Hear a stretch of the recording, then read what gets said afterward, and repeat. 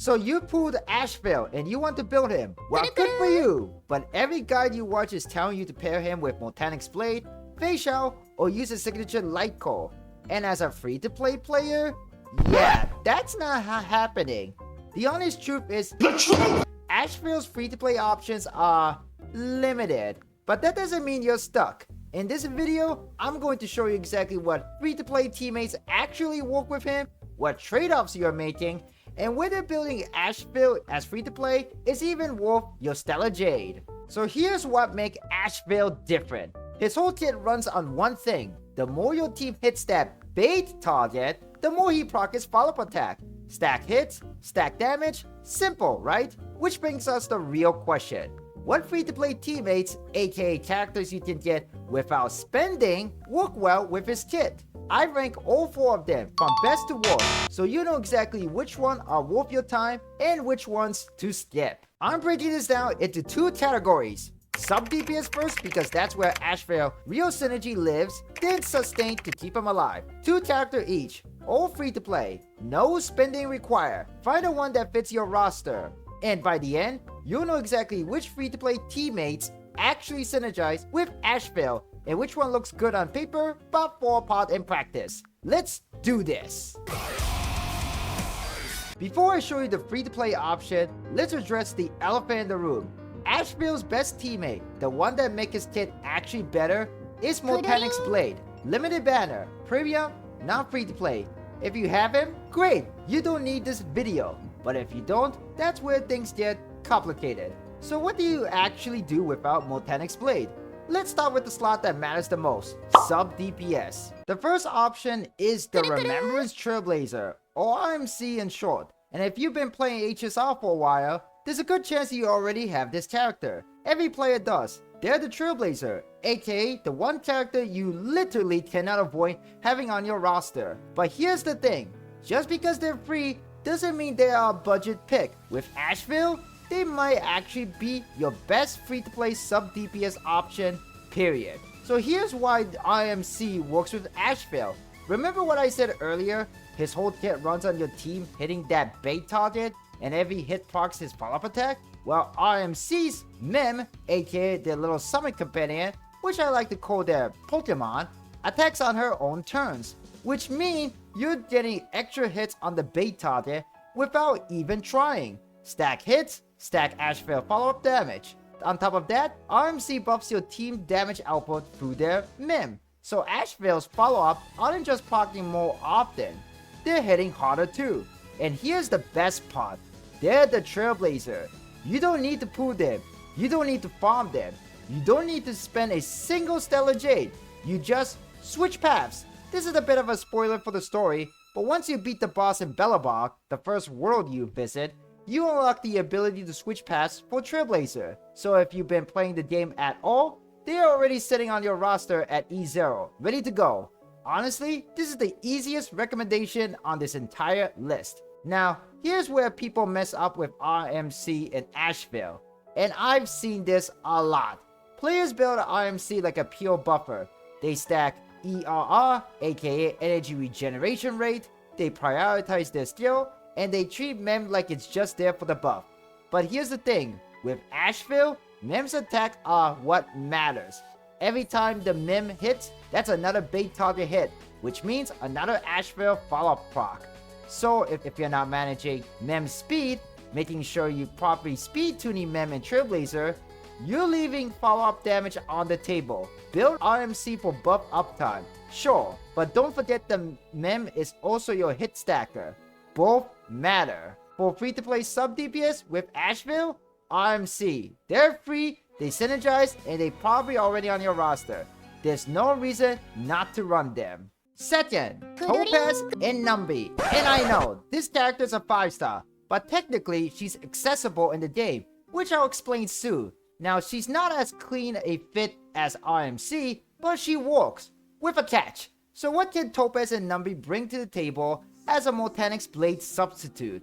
Well, just like RMC with Mem, you get another summon companion named Numby, and its attack is on its own turn, too. Topaz summons Numby at the start of the battle, and with her skill, she can inflict the bait target with a proof of depth status, increasing the damage it takes from follow-up attacks by 50%.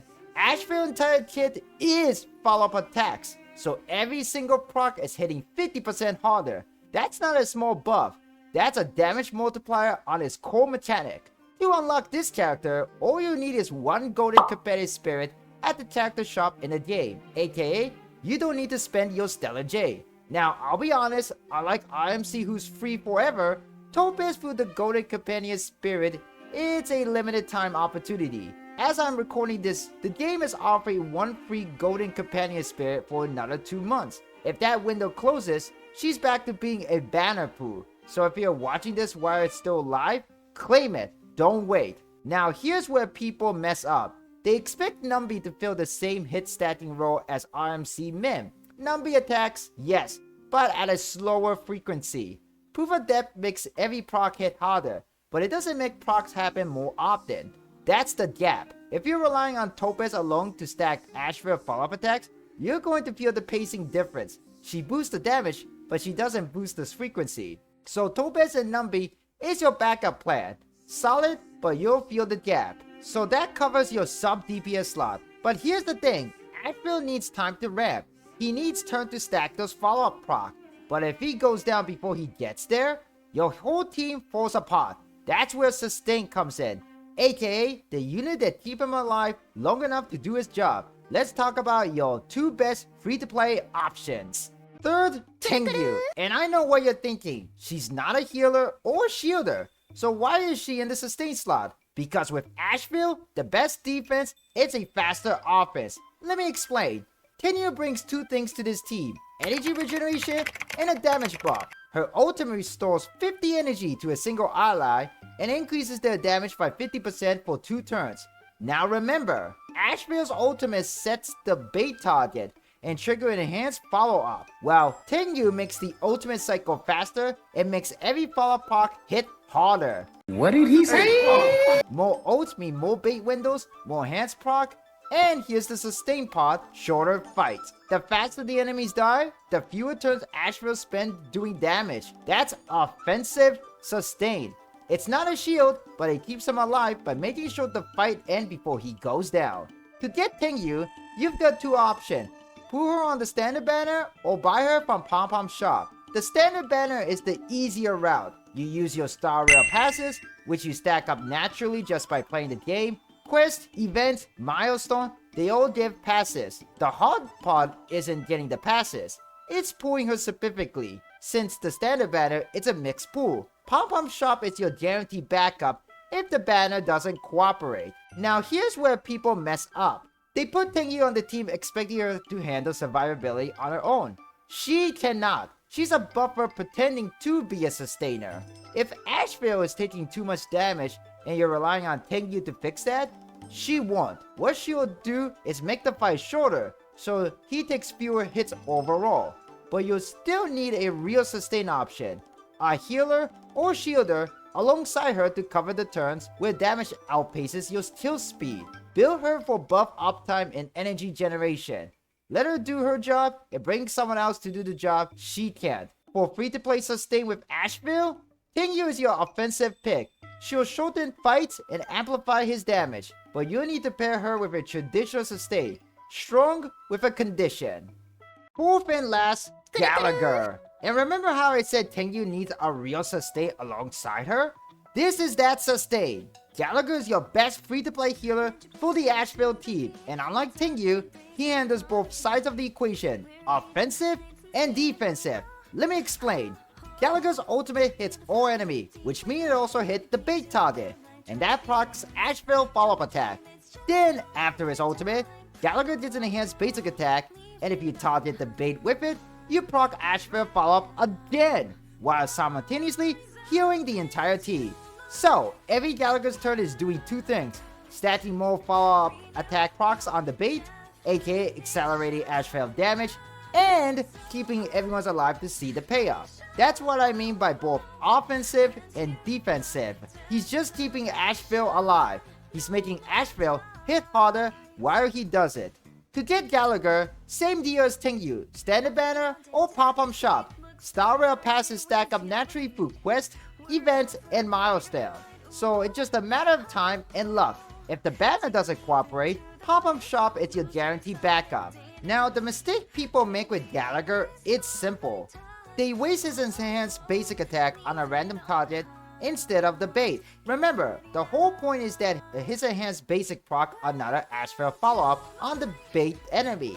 If you're hitting the wrong target, you're getting the healing, but you're throwing away the extra follow-up attack proc.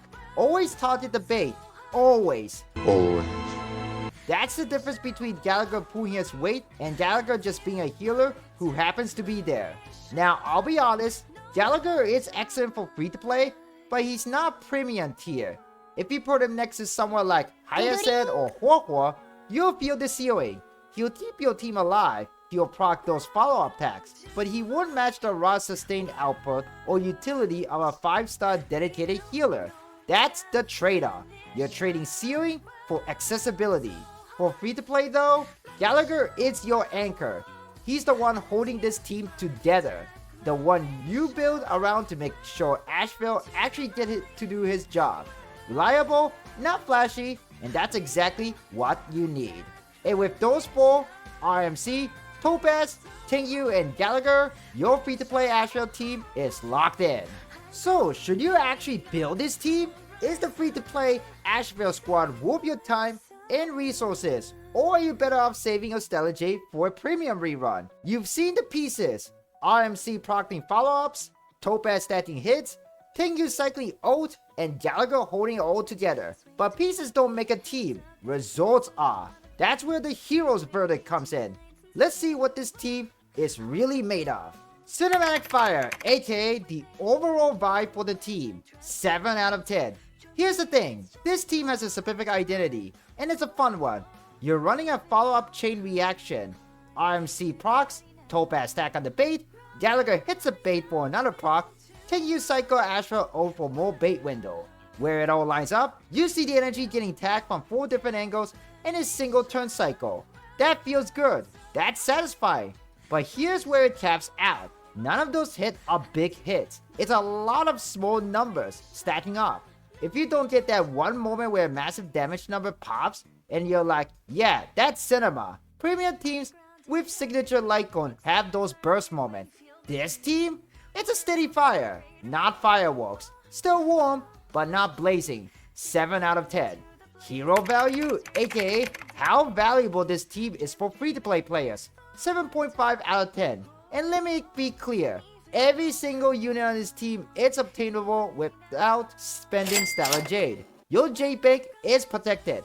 No swiping, no spending, no premium Litecoins required.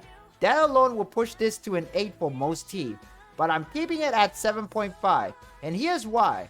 The raw output will never match a premium teams running Hyacinth or HOYO with signature Litecoin. You're working with what you have, and what you have is good, but good has a ceiling, and this team will hit it.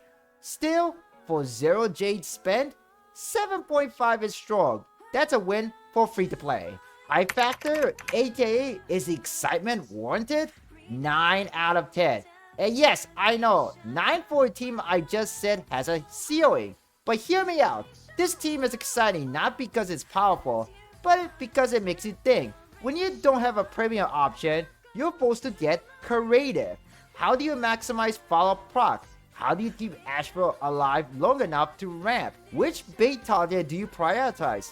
These are real decisions, real problem solving, and that's one of the core pillars of HSR, team building. If you enjoy the puzzle of making free-to-play pieces work together, the team deliver. It's not hype because it's strong, it's hype because it's fun. 9 out of 10. So what do you think? Are you going to build your free-to-play Ashveil team? Or what kind of team are you building for him? Let me know in the comments. And if you find this video helpful, please consider giving it a like and hitting that subscribe button for more team building guides. And don't forget, don't poop for the meta, poop for the waifu or the husbando. And if you're planning to poop Gilgamesh in the upcoming Fate Stay Night collab part 2, I have a video here about something that you should know if you're free to play.